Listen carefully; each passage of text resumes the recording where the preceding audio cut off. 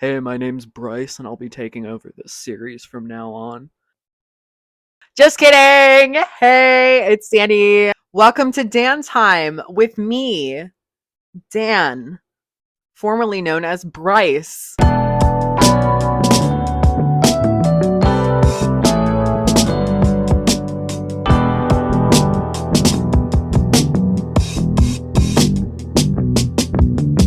Class, I've got some important topics to talk about today. I say that every time, but everything that I tell you is very important, just so you know. First topic of the day, influencers. I thought this would be a good one to speak on because I know that some people see me as an influencer, or I guess influencer adjacent. I do know some influencers, and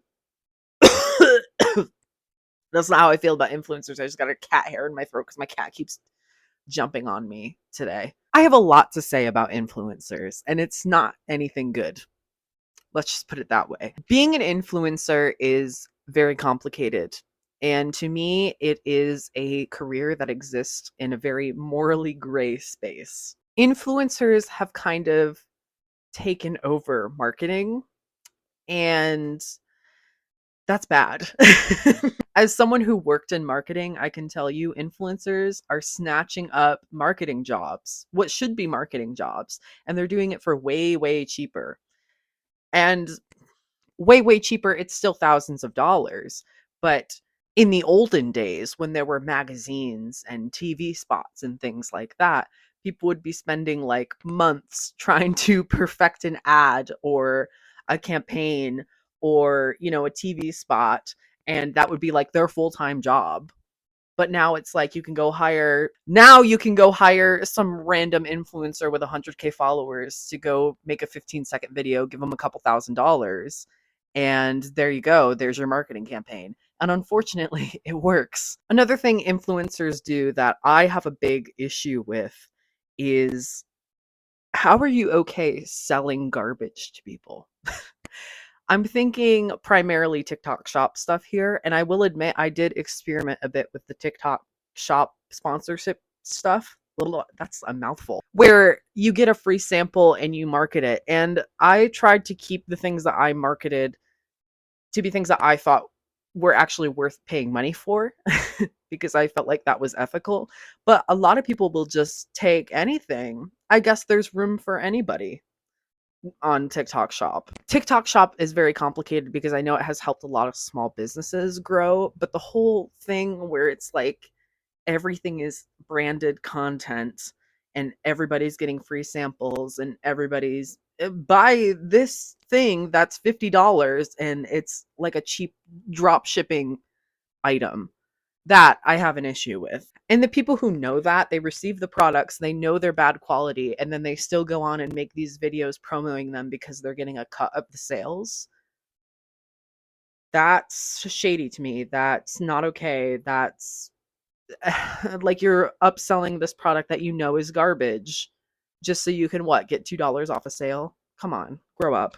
Here's a question that I have for all influencers.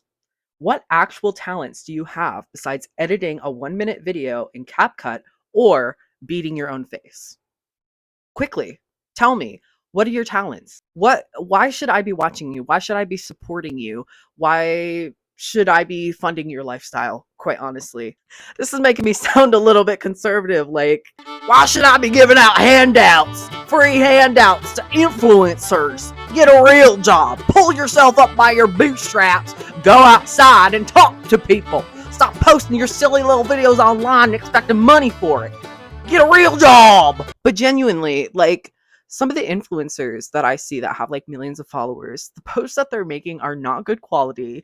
They suck. The products that they're selling are bad, and they're bad quality because I have fallen into that. Like, I see a video and they make it sound so good, and then I buy it and the quality is ass. And I'm like, oh, so you scammed me. You scammed me. I post a lot on social media, and I'm trying to do the whole influencer thing without doing all the brand deals for brands that I don't agree with and don't want to endorse and all that. So I'm not making a lot of money. I don't make, frankly, like any money off of my socials right now. Honestly, the only way that I'm able to do this right now is because I'm in this weird in between period of my life where I'm waiting for surgery. I'm also trying to get a different job and stuff, and I just have all this free time. So that's why I'm able to be making these videos and hope that it becomes something. And if it doesn't, I'm going to find a different job. You know what I mean? But another thing for me posting these videos, and I see a lot of other people expressing the same sentiment, is I want the same opportunities that influencers are given, because I know that I have the talent. I know that I could be entertaining. I know that I am entertaining. I have proof that I am entertaining. I have a large following, not millions of followers, but an organically grown following. I have made money off of my work. I have performed in person, and I know that my work translates well onto video. I know that I have the talent. I know that I have the juice. I know that I have the sauce. But all of these opportunities that could be given to people with actual talent are instead being given to people based on their follower counts, because that gets the most exposure and that gets the most bang for a corporation's buck. That's the truth. So instead of having entertaining, fun, interesting people presenting things to you or working on marketing campaigns or things like that, more often than not, we have some random LA influencer with 500 milliliters of lip filler, Botox, the works, sitting there trying to sell you on, I don't know, a new movie or something. Today, I'm going to be going to the private screening of this new movie that's coming out. I don't even know what the title means, but I'm going to go and I'm going to see it. Okay, guys, I just saw it. They gave me a free Diet Coke, sponsored by Coke. It was so fun, and I met everyone in the cast, and it was great. We all took pictures. I'm going to be posting them to Instagram later and Patreon. And you can pay me an extra $10 to go see them on Patreon. So yeah, guys, go watch the movie. It's going to be really good. That's the type of shit that I'm seeing on my timeline all the time. And it's like, does this person even know anything about movies? Does this person even know anything about the music that they're promoting? Do they even know anything about the magazine that they're being interviewed by? Like, or is it just because they have 5 million followers? Is that what's going on? What's going on? Am I bitter about this? Yes, 100%. I am bitter about this. I am salty about it. And I think I deserve a lot of these opportunities more than other people who are getting them. Also, not just me, there's a lot of other creative, talented, wonderful artists, performers, people out there who would be so much better at these events, or gatherings or campaigns and stuff. People who could bring so much more and make it so much more memorable and push it so much more, and people would connect to it so much more because they're more human, to be frank. I just think that a lot of opportunities are being given to the wrong people based on the wrong things. Follower count is a big thing, but at the end of the day, I feel like it doesn't really matter as much as it used to. I don't have a ton of followers, but I do have a very loyal fan base that has followed me from project to project. They listen to me, they support me financially and otherwise. And I'm very thankful for that. And I see other creators with that who are also having to grind and work another job, 2 jobs, while trying to be a content creator. TLDR, I don't like influencers the way that they've become. I think they're very inauthentic. I think we need more authenticity. We need more people who are not just skinny blonde white women with a bunch of filler and Botox selling products to us, but like all different kinds of people. Like, what about trans people, Black people, people of color, Indigenous people? Like, literally, the list. There are so many other people that you could be sponsoring, and helping, helping them, uh, helping them with their careers, helping them grow their presence, and also having them help you and give their vision and their expertise to you. But instead, we're going to go with the Mormon mommies to sell our products for everything. Okay. Hey, that's great. That's so great. Yeah. Speaking of insane people that should not have a platform, This is an extremely specific thing that just popped up in my head. I don't even know what reminded me of it, but it like popped up in my head and I was like and had like a That's So Raven style flashback of like remembering all these specific things. Okay. I'm talking about that era of viral music videos that were all made by the same guy who would insert himself into the videos and give himself a verse in every single one of them. And also, the singer in all of these videos was always a 12-year-old girl. Yup, we're talking about Ark Music Factory, baby. Ark Music Factory is responsible for hits such as I Love Chinese Food by Allison Gold, which is a really strange racist video where this little blonde white girl sings about loving Chinese food and it's full of stereotypes and it's just really hard to watch. It's Thanksgiving by Nicole Westbrook, which is also really weird. What kid really loves Thanksgiving? They were trying to tap into an untapped market, but like it's an untapped market for a reason. Who cares about Thanksgiving like that? Especially teenagers. ABCDEFG by Allison Gold, which the music, honestly, I listened to the music video. The music isn't too bad. It's the music video that is insane. In the music video, the producer is like Mr. Rogers and he's peeking through the window at her and playing with her like a doll, this 12-year-old girl. And at some point, she goes to like a club and he pours a mysterious liquid in her drink that makes her see everyone else as puppets. And then in the end, she's eating more Chinese food. So that happened. My Jeans by Jenna Rose. If you know, you know. I feel like I don't even need to explain this one. This one was a hit. In my house, this went platinum. Loved it. Unironically, a fantastic song. Hannah Montana's wearing my jeans. Girl Swag by Madison Bray. I don't really know that one, but it was another like teen pop song where they kind of do the same shit in the music video. And drum roll, Friday by Rebecca Black. Oh yeah, it's that music company.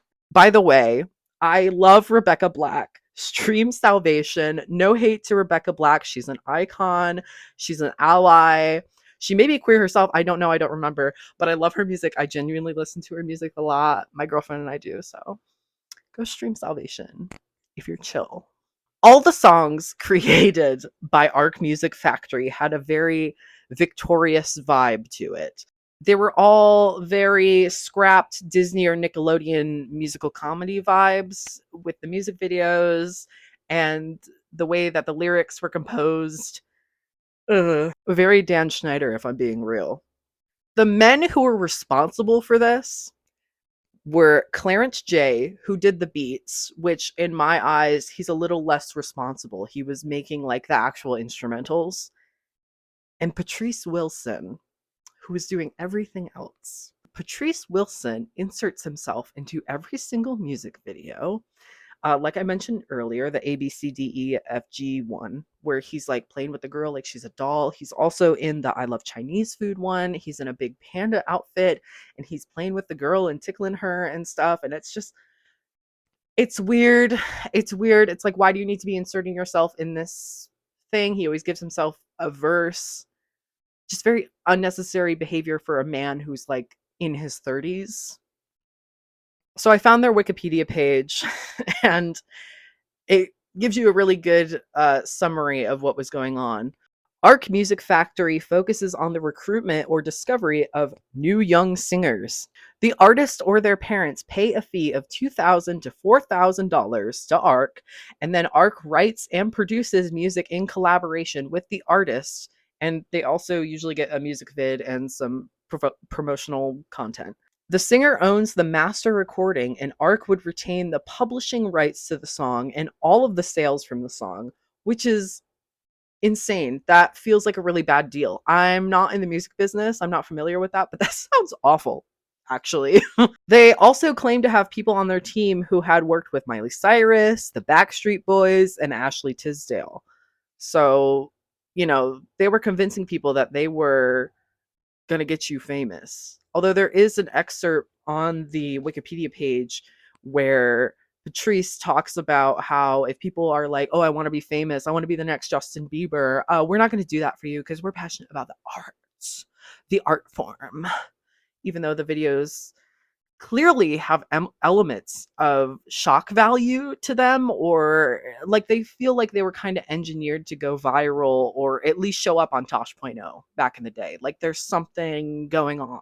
Their music was all shit, obviously, and it was the men behind it who were responsible, which is really upsetting because a lot of these kids and performers were humiliated by these videos. Patrice was the one doing the writing, allegedly. That's what I saw. And it seems like he just had a knack for putting people in really uncomfortable, bad situations and really setting them up for failure. I mean, why are you making like a 12, 13-year-old girl have her musical debut be this super racist, insane song? You're setting her up for failure. You're humiliating her. What's your problem? I don't throw the P word around often. I feel like it's very overused these days and people use it as an insult for anything they don't agree with. But that man is a certified pedophile. Okay? I don't know if I'm allowed to say that word on YouTube. Are we allowed to? Kendrick Lamar said it. It's fine. It's fine. Speaking of bad music, what the hell do straight people listen to in the club? Is it Morgan Wallen? Is it Pitbull? What's the vibe? What's going on in there? Are we just drinking beer and playing pool? Are we dancing? What are we doing? I love the club. I'm a big fan of the club. I haven't been to the club in a while. Whenever I travel, I like to go to a club, but last time I was traveling, I got norovirus and strep at the same time. So obviously, I was not out at the club. I was inside dying. I would really love to infiltrate a straight club because I feel like I could. Because, like, look at me. I look like my name is Bryce or Connor. Some people say I look like a Connor, but I say a Bryce. I look like an electrician or a plumber. I look like I could be a lineman who's hanging out at the bar asking random women for their Snapchat at 35. That's my vibe. I feel like I would have to work on my voice a little bit because I've got a very gay voice. But if I could bring the voice down, I could totally infiltrate a straight club and get intel on this and figure out what is going on. There was this one time that I went out to a club in Washington, D.C. It was a very nice club. I don't remember the name of it because I drank a lot of Jack and Coke that night. But it was a gay bar, obviously a gay bar or club, and right next door was a straight bar slash club. And it was so strange seeing the straight people outside versus like the gay people. I did not go into the straight club, obviously. I went into the gay club, and the gay club was great. It was your standard gay club. Everyone's having a good time. The bartenders, very heavy pours. We're all dancing. The music's good. There were videos of Judy Garland being projected on the wall. All the standard things for a gay club. But the straight club, I went outside after I was done at the club. I was there for a few hours. I was dancing. I was hungry. There was a food truck right outside. Food truck was awesome. I got some mozzarella sticks and I was hanging out with some people and eating the mozzarella sticks and just chilling, you know. And there's a bunch of people waiting to get into the straight club. And I couldn't even hear the music coming out of the straight club because the music at the gay club was louder, quite frankly. But it was all just like dudes, like frat boy types, and sorority girls, that vibe, and they're all like, stop, Jeremy is wrong, you're embarrassing me. I just got this from Lululemon. Do you think it's cute? Am I looking good? And the men are like, the men are all touching each other. First of all, the men are all touching each other. They're all pushing each other around. They're like, I'm so excited to drink a natty light tonight. Like, what are we doing? Like, what? It reminded me of when you had to get in the line to go to recess, like after lunch in 5th grade. That was the vibe. It was very like the girls were all with each other, the boys were all with each other, and they're all like pushing each other, like, I think you have a crush on Janelle.